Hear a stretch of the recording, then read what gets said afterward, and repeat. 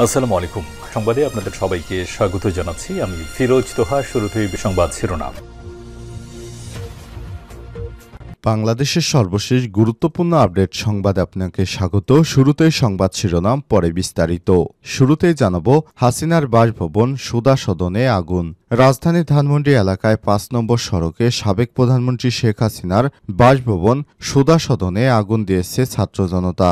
গতরাত 11:15টার দিকে এই আগুন দেয়া হয়েছে। জানা যায়, গত ৫ই আগস্ট আওয়ামী লীগ সরকারের পতনের পর থেকে সুধা সদন পুরোপুরি খালি ছিল। এরপর আজ শেখ হাসিনার বক্তৃতা ইস্যুকে কেন্দ্র করে বিক্ষুব্ধ হয়ে ওঠে ছাত্র জনতা। পরে তারা প্রথমে ধানমন্ডি ৩২ নম্বরে শেখ মুজিবের বাড়িতে আগুন দেয়। পরে শেখ হাসিনার বাসভবন সুধা সদনে আগুন দেওয়া হয়। এরপর জানাবো, বুলডোজার দিয়ে গুড়িয়ে দেওয়া হচ্ছে শেখবাড়ি। বুলডোজার দিয়ে গুড়িয়ে দেওয়া হয়েছে খুলনার আলোচিত শেখবাড়ি। এছাড়াও শেখবাড়ির সামনে বিক্ষোভ করছে ছাত্র জনতা। বুধবার রাত ৮টার দিকে বিক্ষুব্ধ ছাত্র জনতা নগরীর শেরেবাংলা রোডের সাবেক সংসদ সদস্য শেখ হেলাল উদ্দিন ও তার ভাইদের বাড়ির সামনে জড়ো হয়। এই বাড়িটি খুলনার শেখবাড়ি নামে পরিচিত। এই বাড়ি থেকেই খুলনা পুরোপুরি নিয়ন্ত্রণ করা হতো। শেখ হাসিনার বিরুদ্ধে যারাই কথা বলতেন তাদেরকে এই বাড়িতে এনে অত্যাচার করা হতো। পরে রাত ৯টার দিকে বুলডোজার এনে এই বাড়ি ভাঙার কাজ শুরু হয়, যা এখনও চলমান রয়েছে। এদিকে চট্টগ্রাম বিশ্ববিদ্যালয়ে শেখ হাসিনা এবং নৌকার মোরাল ভাঙচুর। ঢাকার ধানমন্ডি ৩২ নম্বর বাড়ি ভাঙচুরের পাশাপাশি চট্টগ্রাম বিশ্ববিদ্যালয়ের চবির শেখ হাসিনা হলে শেখ হাসিনা ও নৌকার মোরাল ভাঙচুর করেছে শিক্ষার্থীরা। তবে শেখ হাসিনা হলে মোরাল ভাঙতে গেলে নারী শিক্ষার্থীদের বাধার মুখে পড়ে সাধারণ শিক্ষার্থীরা। এ সময় ইটপাটকেল নিক্ষেপ করে বিক্ষোভকারীদের হল থেকে বের করে দেওয়ার অভিযোগ পাওয়া গেছে। এবারে জানাবো, সরকারি জায়গা দখল করে আওয়ামী লীগের গুলিস্তানের কেন্দ্রীয় কার্যালয়। আওয়ামী লীগের কেন্দ্রীয় কার্যালয়ে জায়গাটি জালিয়াতির মাধ্যমে দখল করা হয়েছে। অবৈধভাবে দখল করা এই জায়গায় এখন দলের কেন্দ্রীয় কার্যালয়ে 10তলা ভবন। জায়গাটির স্থায়ী দলিল করা হয়েছে শেখ হাসিনার নামে। আমার দেশের অনুসন্ধানে এই খবর জানা গেছে। সংশ্লিষ্ট সূত্র জানিয়েছে, গণপূর্ত মন্ত্রণালয়ের ৪.17% আয়তনের মূল্যবান এই জায়গা দখলে অনিয়ম, দুর্নীতি ও জালিয়াতির আশ্রয় নিয়েছে দলটির সভাপতি শেখ হাসিনা সহ দলের বিভিন্ন পর্যায়ের কয়েকজন শীর্ষ নেতা। জড়িত ছিলেন পতিত আওয়ামী লীগের সরকারের মন্ত্রী ও ঊর্ধ্বতন আমলারা। এদিকে ভাঙা নয়, আমাদের গড়ার প্রকল্প হাতে নেওয়া উচিত বললেন মাহফুজ আলম। দেশের বর্তমান অন্তর্বর্তীকালীন সরকারের প্রধান উপদেষ্টা অধ্যাপক ড মোহাম্মদ ইউনূসের বিশেষ সহকারী মাহফুজ আলম সামাজিক যোগাযোগ মাধ্যম ফেসবুকে এক স্ট্যাটাসে ভবিষ্যতে বাংলাদেশ গড়ার আহ্বান জানিয়েছেন। তিনি বলেছেন, কেবল ভাঙা রাজনীতি নয়, এখন সময় শক্তিশালী রাষ্ট্র প্রকল্প, দক্ষ মানব সম্পদ এবং টেকসই প্রতিষ্ঠান তৈরির মাধ্যমে বিকল্প হেজেমনি গড়ে তোলার। এবং সর্বশেষ জানাবো, কোনো সন্দেহ নেই কাশ্মীর স্বাধীন হবে এবং পাকিস্তানের অংশ হবে। ভারতের দখলে থাকা কাশ্মীরও পাকিস্তানের অংশ হবে বলে হুঁশিয়ারি দিয়েছেন পাকিস্তানের সেনাপ্রধান জেনারেল অসীম মুনির। বুধবার ৫ই ফেব্রুয়ারি আজাদ কাশ্মীর রাজধানী মুজাফফরবাদে যান সেনাপ্রধান। তিনি বলেন, ভারতের নিয়ন্ত্রণে থাকা জম্মু কাশ্মীরের মানুষ পাকিস্তানে যোগ দিতে যে সংগ্রাম করছে সেটি তারা সবসময় সমর্থন দিয়ে যাবেন এবং একদিন অবশ্যই গোটা কাশ্মীর পাকিস্তানের অংশ হবে। প্রিয় দর্শক, এতক্ষণ শুনছিলেন সংবাদ শিরোনাম, এবারে বিস্তারিত। তবে তার আগে বন্ধুরা, অনুরোধ থাকবে সংবাদটিতে একটি লাইক দিন। এই চ্যানেল আপনি নতুন হয়ে থাকলে আমাদের সংবাদটি দেখতে দেখতে চ্যানেলটি সাবস্ক্রাইব করে রাখুন। কমেন্ট করে বন্ধুরা আপনার মূল্যবান মতামত জানিয়ে দিন আপনি বিশ্বের কোন দেশ থেকে বা বাংলাদেশের কোন স্থান থেকে আমাদের এই সংবাদটি দেখছেন এবং শুনছেন। এবারে বিস্তারিত। হাসিনার বাসভবন সুধা সদনে আগুন। রাজধানী ধানমন্ডি এলাকায় ৫ নম্বর সড়কে সাবেক প্রধানমন্ত্রী শেখ হাসিনার বাসভবন সুধা সদনে আগুন দিয়েছে ছাত্র জনতা। বুধবার ৫ই ফেব্রুয়ারি রাত 11:15টার দিকে আগুন দেওয়া হয়। জানা যায়, ৫ই আগস্ট আওয়ামী লীগ সরকারের পতনের পর থেকে সুধা সদন পুরোপুরি খালি ছিল। এরপর আজ শেখ হাসিনার বক্তব্যকে ইস্যু করে বিক্ষুব্ধ হয়ে ওঠে ছাত্র জনতা। পরে তারা ধানমন্ডি ৩২ নম্বরে শেখ মুজিবুর রহমানের বাড়িতে আগুন দেয়। পরে শেখ হাসিনার বাসভবন সুধা সদনে আগুন দেয়া হয়। বিক্ষুব্ধ জনতা জানায়, যারা ছাত্র হত্যার সঙ্গে জড়িত ছিল সেসব ফ্যাসিবাদীদের কোনো চিহ্ন বাংলাদেশের মাটিতে রাখতে চায় না। অবিলম্বে শেখ হাসিনাকে দেশে এনে শাস্তির ব্যবস্থা করতে হবে।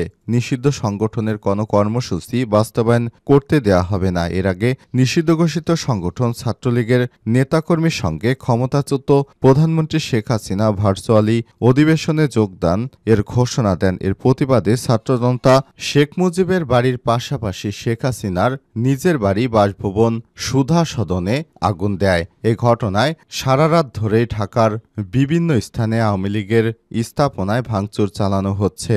ছাত্র জনতা সকালেও শেখ মুজিবের ধানমন্ডির বাড়িতে ভাঙচুর চালাচ্ছে। সেনাবাহিনীর সদস্যরা আসলে শিক্ষার্থীদের বাধার মুখে সেনাবাহিনীর সদস্যরা শেষ পর্যন্ত ধানমন্ডি ৩২ এলাকা ছেড়ে চলে যায়। বুলডোজার দিয়ে ঘুরে দেওয়া হচ্ছে শেখ বাড়ি। বুলডোজার দিয়ে ঘুরে দেওয়া হয়েছে খুলনার আলোচিত শেখ বাড়ি। এছাড়াও শেখ বাড়ির সামনে বিক্ষোভ করেছে ছাত্র জনতা। বুধবার রাত ৮টার দিকে বিক্ষুব্ধ ছাত্র জনতা নগরীর শেরেবাংলা রোডে সাবেক সংসদ সদস্য শেখ হেলাল উদ্দিন এবং তার ভাইদের বাড়ির সামনে জড়ো হয়। এই বাড়িটি শেখ বাড়ি নামে পরিচিত। এ সময় তারা বিক্ষোভ প্রদর্শন করেন। পরে রাত ৯টার দিকে বুলডোজার এনে বাড়ির ভাঙচুরের কাজ শুরু হয়, যা এখনও চলমান রয়েছে। বিক্ষুব্ধ ছাত্র জনতা জানান, তারা স্বৈরাচারদের আর ফিরে আসার সুযোগ দেবেন না। প্রসঙ্গত, ক্ষমতাচ্যুত সাবেক প্রধানমন্ত্রী শেখ হাসিনার চাচাতো ৫ ভাইয়ের বাড়ি এটি। খুলনায় কি হবে আর কি হবে না সেই সিদ্ধান্ত আসতো এই বাড়ি থেকে। এ বাড়ি থেকেই আওয়ামী লীগের বিপক্ষে যারা কথা বলতো তাদেরকে এই বাড়িতে এনে নানা রকম অত্যাচার নির্যাতন করা হয়েছে।